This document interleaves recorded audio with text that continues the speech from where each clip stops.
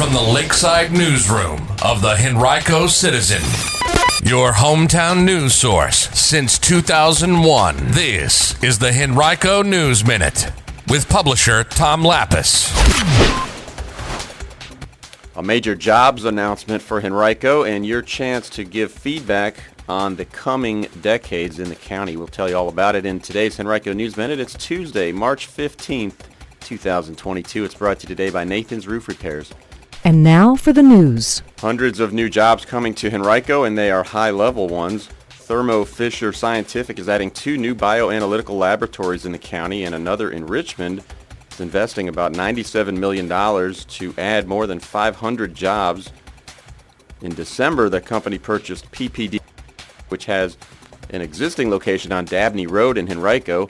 One of the new Henrico facilities that's planned will take shape right next to that one, while the other will be located at 8700 Quioccasin Road. That's the site of a former Toys R Us store.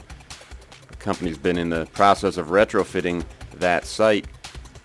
The announcement comes at a time when Henrico is planning to slash the business personal property tax on the type of labs that Thermo Fisher will be adding from $3.50 to 90 cents per $100 of assessed value as a way to attract more of those types of labs to the county. The change is expected to be approved by the county's Board of Supervisors next month as part of its adoption of the county's fiscal year 2023 budget, which will take effect July 1st.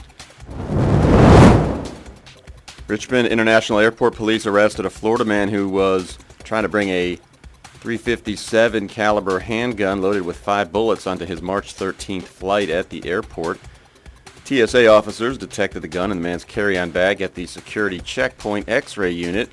It was the 4th time this year that officers had found a gun at that checkpoint. There were 20 such incidents last year.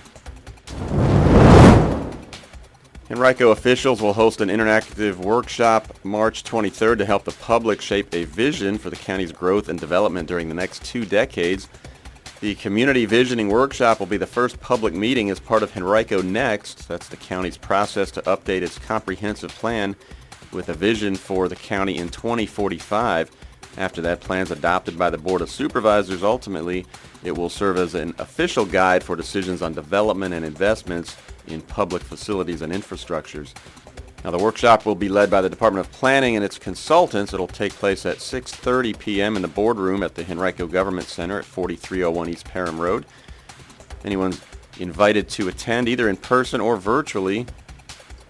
If you go in person, you are encouraged to bring a laptop, tablet, or smartphone so that you can access the internet, which will allow you to join in exercises and give feedback in real time.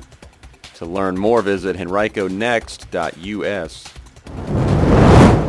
Well, U.S. Congressman Donald McEachin of the 4th Congressional District in Virginia, which includes the eastern part of Henrico County, recently introduced the African American Burial Grounds Preservation Act, which is designed to help identify, preserve, and restore such historic sites. McEachin formally announced the legislation during an event at the University of Richmond recently, saying, quote, "The preservation of African American burial grounds is of the utmost importance, not just for the descendants of those buried there, but for all of us to have a greater understanding of our history.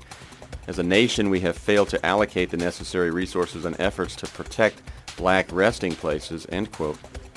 Now, the act would establish a program at the National Park Service to provide grant opportunities and technical assistance to help identify and preserve black burial sites.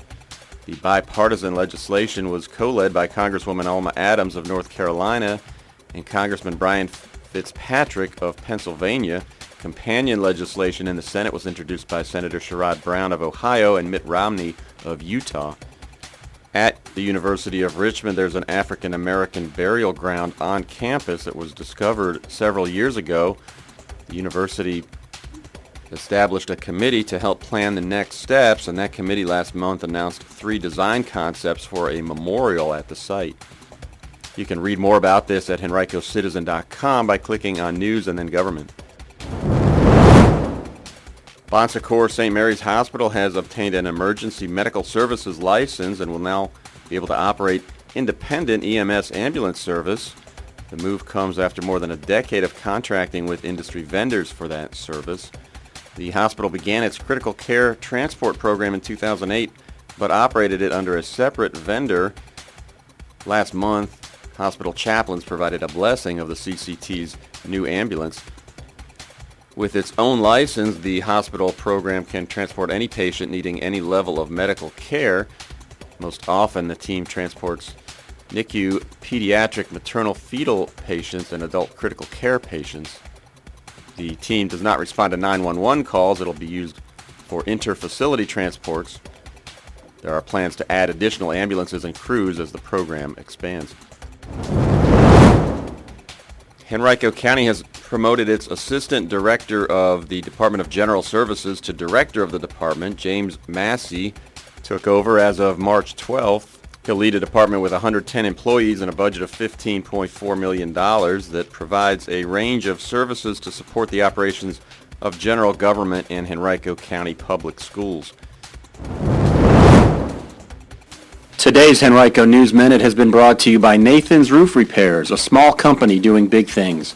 Check them out online at nathansroofrepairs.com or call 273-9200 for a free estimate.